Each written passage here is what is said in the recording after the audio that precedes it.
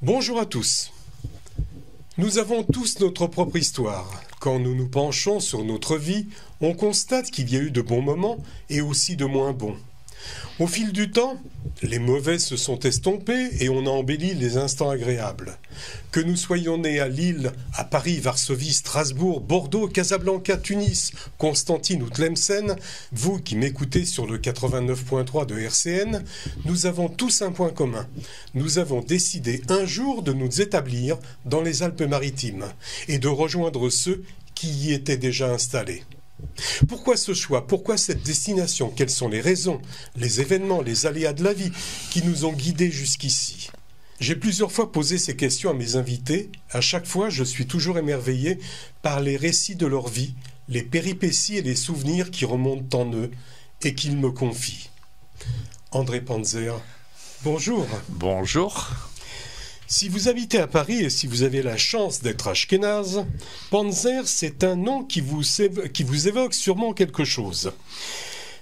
André, à quelle époque la famille s'est installée à Paris et d'où elle était originaire? Eh bien, mes parents sont venus de Hongrie en 1932 et se sont installés à Paris. Pourquoi ils sont venus à Paris? Ils sont venus à Paris parce qu'en Hongrie, ça n'allait pas, la situation pour les Juifs était difficile, donc la France était le pays de la liberté. Déjà à cette époque. Ouais. Ben oui. 32-33, c'était le début d'antisémitisme, du nazisme. Hein. Donc ils sont venus s'installer à Paris, comme beaucoup d'autres Hongrois, et mon père a monté un restaurant à Paris, et jusqu'en 1940, il était à Paris. Alors, le petit André naît le 7 mars 1937 à Paris. Oui. Vous naissez dans le 19e arrondissement. Oui. Et le fameux restaurant dont vous parlez, il était où? Dans le 18e, près du boulevard Barbès. Donc c'était le travail, la profession des parents? Ils étaient tous les deux au restaurant? Oui, tout à fait. Je pense que c'était un quartier, il y a eu beaucoup d'émigrés, beaucoup de Juifs émigrés qui habitaient dans le 18e. Du côté de Barbès? Exactement. Ouais. Qu'est-ce que c'était leur spécialité? C'était la spécialité. Ils ne connaissaient pas la cuisine française. Non, pas du tout. Donc automatiquement, c'était la cuisine hongroise, russe, yiddish. C'était très bon parce que dès que mon père a ouvert, il a eu un succès énorme. Et puis voilà. Barbès, c'était un quartier juif à l'époque déjà? Je pense. Moi, je l'ai pas vécu, mais je pense qu'en 1932-33, il y avait beaucoup de Juifs des émigrés qui venaient habiter dans le 18e. C'est pas loin du boulevard Magenta, tu sais, les magasins de meubles, tout ça, les Lévitans, c'est tout ces relations, quoi. Il y avait beaucoup de Juifs dans le quartier. Qu'est-ce qu'il a encore, le petit Panzer? Est-ce qu'il a encore des images de Barbès? Pas du tout. Non, à cette époque, je suis né en 37, jusqu'à 40-41, quand mes parents sont partis se réfugier en zone libre, j'avais 3-4 ans, je me souviens pas du tout. Non. Là, franchement, là, non. On en parlera un tout petit peu plus tard, on verra à quel moment vous commencez à avoir des images. André, vous êtes né donc en 37, comme je l'ai dit tout à l'heure. 2 ans plus tard, l'Europe est en guerre. En 1940, après les Pays-Bas, la Belgique et le Luxembourg, la France est envahie, l'armistice est signé le 22 juin, la France est coupée en deux par une ligne de démarcation. Alors, les auditeurs, effectivement, se souviendront de cette ligne de démarcation. Par contre, les téléspectateurs verront aussi directement sur l'écran, puisque j'ai mis une petite carte. Donc, il y avait les 2/5 qui étaient libres et les 3/5 qui étaient donc occupés. Tout à fait. Que devient la famille Panzer? Alors, mon père, en 1939, s'est engagé volontaire à Paris. Il est parti sur le front à l'est de la France. Et quelques mois après, en pleine guerre, avant l'armistice, ils étaient 300 ou 400 soldats, ils ont été abandonnés par les officiers. Oui, c'était la débandade. C'est ce qu'on appelait la drôle de guerre. Voilà, c'était la débandade, et mon père est parti, et il est rentré à Paris. Donc, et de 40 à 41, il était à Paris avec... il est retourné au restaurant? Il est retourné au restaurant. Et qui est-ce qui le tenait? C'était ma mère. Il y avait ma mère et ma tante qui travaillaient avec elle. Et en 1941, ils sont partis donc en zone libre. Ils sont partis à Toulouse. Pourquoi Toulouse? Parce que les Juifs parlaient entre eux de la zone libre et Toulouse c'était assez loin, c'était pas loin de l'Espagne peut-être, et ils pensaient que c'était un coin tranquille pour eux. Et ils sont restés quelques mois à Toulouse, mais en tant que Juifs, tous les lundis matins, ils devaient aller à la gendarmerie pointer pour dire qu'ils étaient bien là. Alors justement, comment s'organisait la vie à Toulouse? Je ne sais pas du tout. Honnêtement, je ne sais pas. On n'en a jamais parlé avec mes parents. Pourquoi? Pourquoi il y avait... Non, il y avait une communauté, mais je ne sais pas. Honnêtement, on n'en a jamais parlé. Franchement... Il y avait une réticence des parents de parler de la guerre? Non, pas du tout. Non, ça ne nous intéressait pas. Et puis, nous, ce qui nous a vraiment intéressé, c'est notre vie à partir du moment où ils sont partis de Toulouse pour aller à Laconne, sur ordre de la gendarmerie. La gendarmerie... Alors Laconne, c'est un petit village qui se situe entre Castres et Béziers. C'est entre Castres, Albi, c'est à 100 km de Toulouse et à peu près à 60 km de Béziers et de Castres et Albi. Au nord de Béziers, tu vois, c'est carrément dans la montagne noire, oui, dans les Cévennes. Oui. J'ai vu sur la carte où est-ce que ça se passe. Très bien. Donc le petit Panzer, il a à peu près 4-5 ans. 4 ans. Voilà. Est-ce qu'il a des souvenirs? À quoi il pense à ce moment-là? Non, mais moi j'étais très heureux. Franchement, je ne me rendais pas du tout compte de la situation à 4 ans. Et dès que je suis arrivé, on m'a mis à l'école communale. Et bon, ça se passait très bien. Moi, j'étais bon élève, donc ça va. Tout le monde m'aimait bien. Les instituteurs, les copains.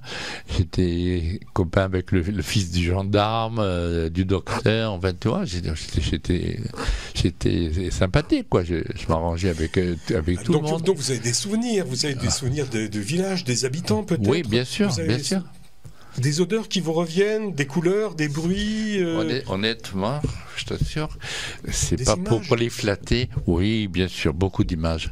Devant l'école où on était, il y avait l'école des grands et un peu plus haut, dans une petite rue, l'école des petits. Et on se voyait à la récréation. Il y avait le directeur de l'école qui avait perdu un œil à la guerre de 14 et qui m'ait joué la Marseillaise à la trompette. Et bon, il m'aimait beaucoup. Souvent, il venait me chercher. Pour donner un exemple aux grandes, enfin, j'ai une belle vie. Franchement, c'était l'hiver, on faisait des bagarres de boules de neige.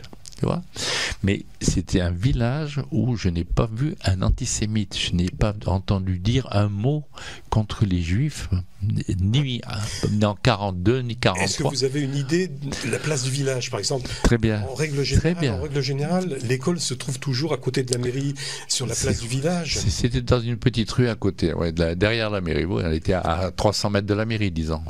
Il y avait, comme Jacques Martin disait, le boucher, le boulanger, etc. Non, c'était assez grand quand même. Il y avait plusieurs magasins, plusieurs boucheries. Le village s'étendait sur, disons, 500-600 mètres. Tu vois, il y avait plusieurs rues. Il y avait quand même en gros 2000 habitants. Et il y avait beaucoup d'usines de charcuterie.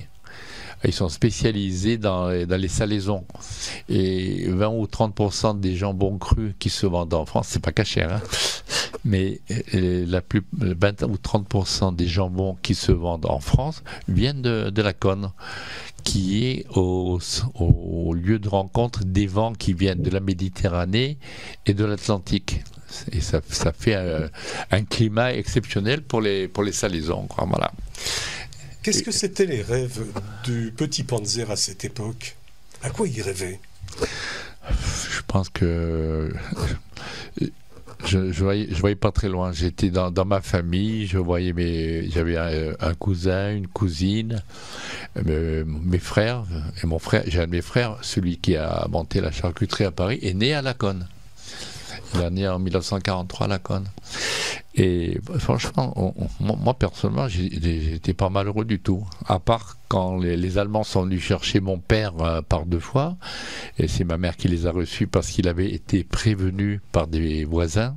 Je sais même pas si c'est pas les gendarmes qui l'auraient prévenu, tu vois. Il est allé se cacher dans un poulailler. Et jusqu'en 1943, on vivait tranquille. Il y avait même un rabbin. il y avait une toute petite communauté. Il y avait un rabbin, il s'appelait Claire Copper. Moi, je ne suis pas allé, j'étais trop petit, toi, j'avais 4-5 ans, mais je sais que mes frères sont allés là-bas. La même chose s'est passée ici, en arrière-pays, hein, justement, dans l'arrière-pays niçois. Effectivement, il y a beaucoup de Juifs qui se sont retrouvés là-bas aussi. Qu'est-ce qu'ils faisaient vos parents toute la journée? Je sais pas. À quoi ils employaient leur journée? Je sais pas. Et comment ils ont pu subsister, mon père, je sais que mon père est arrivé à nous faire avoir beaucoup du bon pain, parce qu'en Hongrie, il avait appris à fabriquer le pain. Et chez les paysans, il leur demandait des pommes de terre et de la farine. Il faisait un mélange avec de la levure, je ne sais pas d'où elle venait, et il faisait des grosses miches de pain de 2-3 kilos, tu vois. Un gros pain avec des gros trous qui était magnifique. Les gens adoraient ça. Bien sûr, mon père était très aimé parce que tout le monde avait envie qu'il leur fasse leur pain. Et bon, une partie de ce pain nous restait à nous. Il n'y a pas besoin de levure, on peut mettre ce qu'on appelle du levain dedans. Du levain, exactement. Avec la farine, on crée de la levure. Exactement. Donc ça doit être ça, son truc à lui. Non, et puis voilà. Mais il n'avait pas vraiment d'activité. Hein. Je sais pour Pessah, il y avait un jardin public. Et dans ce jardin public, une vingtaine de familles juives, on allait à midi et on mangeait, il n'y avait pas de viande, mais on mangeait des œufs, des pommes de terre, des choses comme ça. Et on faisait notre Pessah comme ça là-bas. André, tout à l'heure, vous m'avez dit que il y avait d'autres familles juives dans le secteur, mais vous m'avez dit aussi qu'il y avait eu des déportations. Tout à fait, tout à fait. En fait, tous les lundis, les Juifs devaient aller à la gendarmerie pointer pour dire qu'ils étaient bien là. Et les Allemands, quand ils en avaient envie, ils venaient avec un camion, avec une liste, et ils déportaient les Juifs qu'ils voulaient.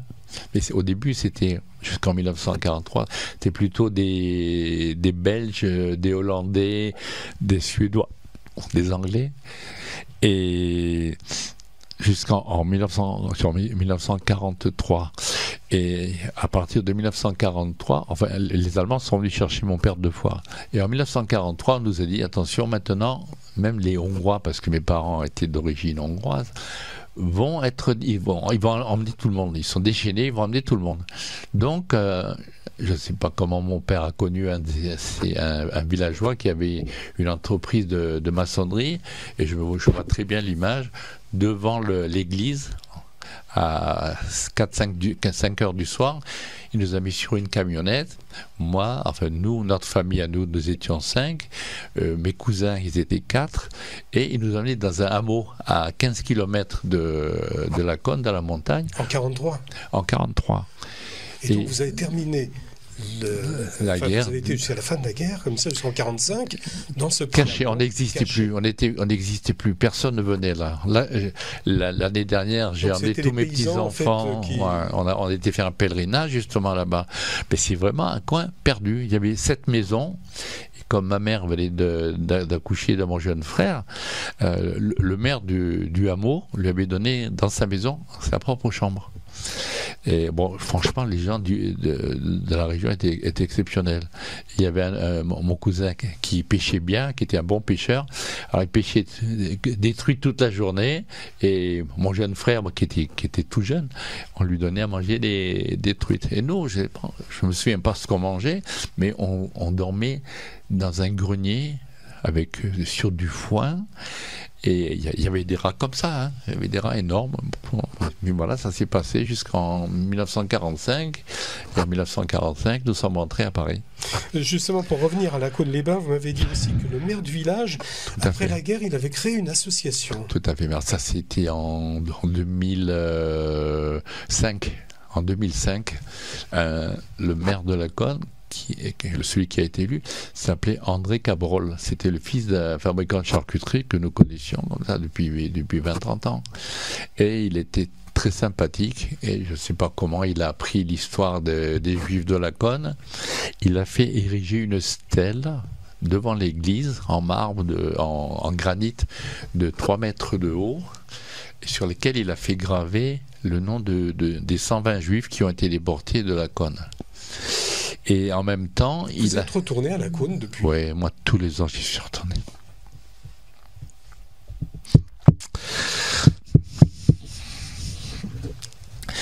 j'ai gardé des relations avec les gens chez qui nous étions, à la famille, les enfants, les petits-enfants. Et encore, il y a 8 jours, leur petite fille m'a téléphoné pour me souhaiter la bonne année. On est restés toujours très, très proches. Après la guerre, la famille revient à Paris. Oui, oui. Alors, pour te dire la conne, pour finir l'histoire du maire, il avait créé une association qu'il avait appelée les Amitiés Judéo-Laconaises. Le président c'était en 2005, il s'appelait Jacques Fijalkov. Lui aussi avait été caché pendant la guerre, là. Et il était professeur de psychologie à l'université de Toulouse. Et il y a eu beaucoup de juifs de cachés dans cette dans ce secteur, dans les petits villages partout. Mais je te dis, c'était un coin, il n'y avait pas d'antisémites, il n'y avait rien, on n'a jamais entendu quelque chose contre les juifs, rien du tout. Et donc, avec cette association, tous les 2 ans, le maire organisait un colloque. Et à ce colloque, il invitait des personnalités. Serge Klarsfeld est venu par 2 fois, je l'ai vu 2 fois avec son épouse, avec son fils. Il y a eu un avocat américain de Chicago, dont les parents avaient été à Laconne pendant la guerre, qui est venu de Chicago pour donner son expérience. Et ça a marché pendant une dizaine d'années. Puis après, ça s'est un peu estompé et le maire n'a plus été élu. Mais moi, comme le maire avait été vraiment, il a fait beaucoup pour la communauté, j'ai amené le consul d'Israël de Marseille à Laconne, à un colloque. Et je lui ai dit, écoutez, moi j'estime que ce monsieur mérite d'être invité en Israël en tant que parlementaire ami des Juifs. Et il y a eu des justes alors? Comment? Il y a eu des justes? Il y a eu des justes. Et donc le consul, c'était une femme. Elle me dit, oui André, tu as raison, je vais le faire inviter. Et un mois après, elle me téléphone pour me dire, André, je suis désolé. Il dit, mais les parlementaires amis d'Israël doivent être représentants de communautés d'au moins 30 000 personnes. Laconne, c'est 2 500 personnes. On ne peut pas l'inviter. J'ai dit, écoutez, c'est pas grave, on va se débrouiller, on va financer et tu le fais inviter quand même. Et donc, il a passé un séjour avec on appelle ça, comment il s'appelle Émile Azoulay, tu connais, non? Il avait créé les relations Rhône-Alpes-Israël échange. Et il emmenait en Israël tous les ans des gros industriels ou des gros commerçants de la région lyonnaise pour faire des rapports avec les entrepreneurs israéliens, tu vois. André, on continue un petit peu l'histoire de la famille. Ouais. Après la guerre, donc, toute la famille revient donc, sur Paris. Ouais. Qu'est-ce qu'il était devenu, le restaurant, pendant toute cette période? C'est une histoire rocambolesque. Quand mon père est revenu à Paris, il entre dans le restaurant qui était ouvert. Il y avait un monsieur qui était là. Et mon père lui dit, monsieur, ce restaurant est à moi. Et l'autre lui répond, il sait que c'est juif, pour vous c'est fini, fous-moi le camp d'ici, je te tape dessus. Mon père n'a rien dit, il est parti. Et à 300 mètres du restaurant, il y avait la caserne du Fayel, où il y avait les soldats américains. Il est allé chercher un soldat juif, je ne sais pas comment il a fait pour le trouver. Avec lui, le soldat, il est venu avec la mitraillette, ils sont entrés dans le magasin et mon père le dit maintenant, parce que l'autre était un Américain, il ne parlait pas français, il dit, bon, si dans 2 secondes tu n'es pas parti, on te tue. Et l'autre, il a rien dit, il est parti, on ne l'a jamais revu. C'est comme ça qu'il a récupéré son restaurant. Voilà. Dans les années 50, les Panzer... c'est du western. C'est du western. Western américain. Donc, dans les années 50, donc, entre 45-50, pendant 5 ans... En 48. Voilà, dans les années 50, donc, les Panzer partent pour Marseille. Oui, en 48. Ils achètent et exploitent un restaurant dans le centre-ville. Tout à fait. Pourquoi avoir quitté Paris? Le restaurant, il était plus rentable? Non, le quartier était mauvais. Il y avait beaucoup de Maghrébins, des voyous. Il n'y avait plus de Juifs juifs dans le quartier, tu vois. Ils étaient partis un peu en Israël, un peu dans d'autres quartiers, dans d'autres villes. C'est que le quartier n'était devenu ce qu'il est actuellement. Hein. Mais dans ces années-là, après la guerre, dans les années 50, il y a eu aussi des juifs, il y a eu une arrivée de juifs. Oui. Comme par exemple mes parents, ils se sont fixés dans le 20e arrondissement, dans le 19e, dans le 20e. Ouais, mais dans le 18e, je te dis, c'était mauvais. Et mon père, peut-être qu'il en avait marre aussi de voir les têtes des voyous qui se promenaient dans les rues. Tu sais, le quartier avait été démoli. Donc en face de chez nous, il y avait des démolitions. On allait jouer là, tu vois. Et c'était assez triste. Et je ne sais pas comment. Mon père, par un copain, il a appris qu'à Marseille, il y avait de quoi faire.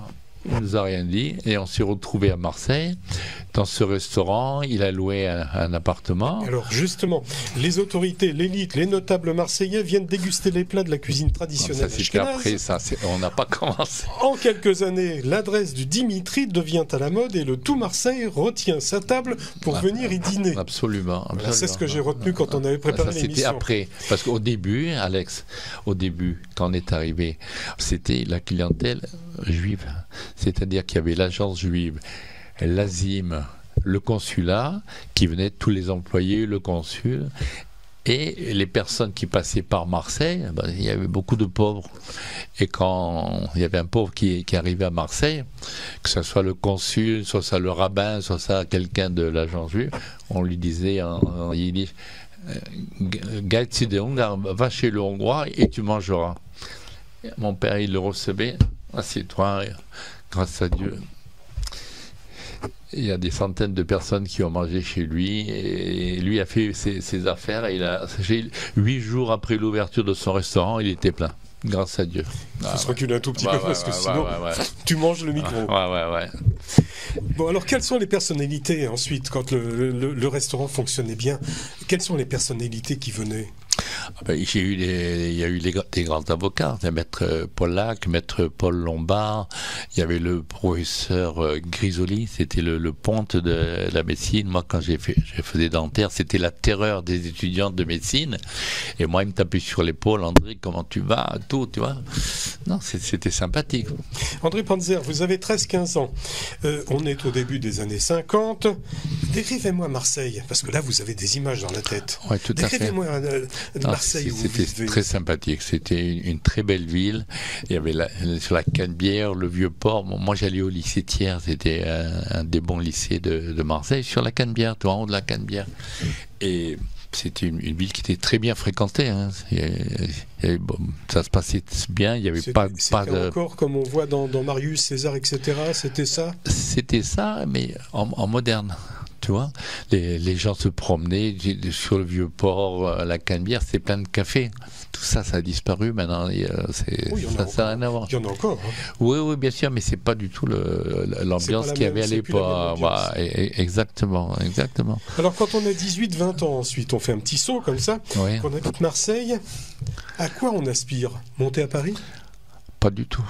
Non, moi j'ai fait mes études de dentiste à Marseille et bon, ça s'est très bien passé. J'étais très bien avec le chef de service de l'hôpital de la Conception qui s'appelait Guy Achard, qui venait manger au restaurant 2-3 fois par semaine. Voilà. Et il m'a enlevé de la fac. Il m'a dit, André, en 4e année, tu vas pas à la fac, tu prends les cours de théorie à la fac et tu viens tous les matins à la consultation avec moi à l'hôpital. Et bon, moi j'ai terminé ma 4e, 5e année à l'hôpital. Quand j'étais en 5e année, il me Attendez, vous allez un petit peu trop vite. Moi, ce que je voudrais savoir, c'est quand on a 18-20 ans, c'est un petit peu le temps de l'insouciance, mais c'est aussi le temps du mimétisme. On veut ressembler à quelqu'un. Vous aviez un modèle à l'époque ? Pas vraiment, non. On avait d'autres soucis que de passer à un modèle. Non, mais on avait notre vie, quoi. Il fallait travailler, il fallait arriver. On travaillait jusqu'à quand j'ai préparé mon PCB, je travaillais tous les jours avec des copains. Vous n'aviez pas une passion ? Non, la franchement, musique, le piano. Oui, non, la musique, bien sûr. Oui, la musique, bien sûr. La musique, le cinéma, bien sûr, comme tout le monde. Mais on pensait en nous-mêmes qu'il fallait travailler pour arriver à quelque chose, quoi, parce qu'on sortait de nulle part, en fait. Et avec pas mal de mes amis, on travaillait. Et pas de rêve. Non, franchement, non. C'est un des plus terre à terre, tu vois, c'était... Oui, oui. Ah ouais, c'était la vie, quoi. Il fallait survivre, il fallait se faire une situation, et on réfléchissait pas, en fait. On travaillait, on faisait ce qu'il fallait, et puis on réussissait, c'est tout. André Panzer, qui a commencé donc ses études à Paris, vous étiez enfant, tout à fait. Les poursuit à Marseille, il passe et réussit brillamment les examens, dont la première année de médecine, mais au lieu de s'orienter naturellement vers l'hôpital, il préfère la dentisterie. Alors ça, c'est un peu en arrière. Qu'est-ce qui vous a fait bifurquer? Je t'explique, j'ai pas bifurqué après, mais avant. Au restaurant, tous les jours, il y avait eu 15 ou 20 étudiants. Vers la médecine, hein, absolument, absolument. Et au restaurant, tous les jours, il y avait une vingtaine d'étudiants qui venaient manger à midi. Et j'ai connu un garçon avec qui j'ai beaucoup sympathisé, il s'appelait Jacques Gruman. C'est un grand costaud, un grand sportif, il avait 3 ans de plus que moi. Et lui, il était en dentaire. Et pendant que j'étais en première, en terminale, on parlait de mon avenir et tout. Moi, je dis, moi, je vais faire médecine. Et il me dit, André, mais qu'est-ce que tu vas faire médecine? Tu vas avoir des soucis. On va te réveiller la nuit. Tu vas avoir les urgences. Fais comme nous. Tu fais dentaire. Le soir, tu fermes ton cabinet à 19h et tu es tranquille. Et je me le suis laissé influencer. Et ce monsieur est devenu mon beau-frère. Voilà, j'ai épousé sa sœur. Voilà. Allez, ça m'a gêné parce qu'au départ, j'étais très attiré par la chirurgie, tu vois. Mais même en tant que dentiste, j'ai fait de l'implantologie juxta-osseuse en clinique, alors que c'était pas très légal. J'avais un anesthésiste avec moi. On me voyait, docteur, ouais. Et je prenais. Pas courant à l'époque, comment? Hein, Non, j'ai connu le professeur Cherchev de la Riboisière, Paris, chef de service en stomatologie, et on avait sympathisé. Il me dit, André, viens à Paris, on va faire les implants juxta-osseux. Et avec nous, on avait un Américain qui était le dentiste des vedettes à New York, il s'appelait Sidney Berger. Et puis on a sympathisé tous. Ils avaient tous des maisons à Sainte-Maxime. Et voilà, et donc on a travaillé, et puis voilà, j'ai fait ma vie tranquille. Allez André, vous, en 1963, vous avez obtenu votre diplôme et vous reprenez donc un cabinet à Marseille, tout d'abord, puis ensuite en 1967 à Toulon, et ceci sous l'insistance de votre femme, première femme donc, qui était originaire de Toulon. Tout à fait. Comment vous avez été reçu par la communauté de Toulon? Très bien. Très très bien. Je suis arrivé à Toulon en 1966, je me suis marié en 1965 et en 1966 j'allais assez souvent à la synagogue à Toulon parce que j'allais voir mes beaux-parents. Ils ont toujours été très très sympathiques avec moi jusqu'en 1967 quand il y a eu la guerre des 6 jours. Là, j'avais créé mon cabinet 3 mois avant. J'ai dit maintenant, là, c'est fini. On ferme et on va travailler pour Israël. Voilà, donc il fallait aider donc Israël. Bien sûr. André Panzer donc devient le président de l'AUJF. Comment s'est passée la collecte? Il y avait du bon et du mauvais. J'avais avec moi, j'étais arrivé à organiser un comité, une quinzaine de personnes, on était 15-16, et tous les 15 jours, ou tous les 10 jours, on faisait un repas le soir chez moi. Ma belle-mère, ma femme faisaient un repas, et donc on parlait chacun, on mangeait, chacun racontait sa petite histoire, parce que c'était quand même tous les notables, si tu veux, de Toulon. C'est tous des commerçants, tu peux pas leur dire bon, on mange puis on va travailler. Alors chacun racontait sa petite histoire, puis quand on avait fini, je dis bon, maintenant c'est bon. On avait la liste de tous les juifs de Toulon, et on commençait à distribuer. Dans Léa, Albertstein, qu'est-ce qu'il prend? Alors, il y en avait toujours un qui disait, ouais, moi je le connais bien, ça, bon, allez, tu le prends. Et jusqu'à 1h du matin, 2h du matin, tant qu'il fallait, on distribuait tout. Et on a fait des belles collectes, grâce à Dieu. Alors on a beaucoup d'argent. d'argent. Donc, en tant que président de la UJF, vous avez sûrement côtoyé bon nombre de personnalités, des personnalités israéliennes de tout premier plan. Bien sûr, bien sûr. Chaque année, nous avions une ouverture de campagne. Et ça se faisait à l'hôtel, chez moi et à l'hôtel La Tour Blanche. C'était à 200 mètres de chez moi. C'était sur le Mont Faron. On était sur les hauteurs d'un très bel hôtel. Et tous les ans, la UJF m'a envoyé d'Israël une personnalité. Et notamment, j'ai eu chez moi Yitzhak Rabin, Shimon Peres, Meir Rosen. L'ancien ambassadeur. Oui, exactement. Et Meir Rosen, quand il devait venir à Toulon pour l'ouverture de campagne, les renseignements généraux me téléphonent, disent Monsieur Panzer, on a un petit souci.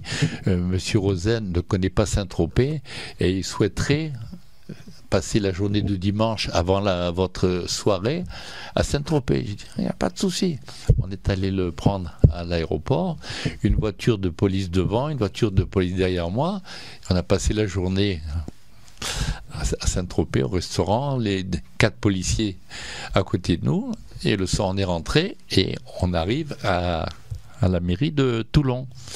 Le maire était Maurice Arex. Ça, monsieur, pour nous, il a été super. Il a eu des petits ennuis parce qu'il était proche d'un certain Farget, tu sais, du milieu, exactement.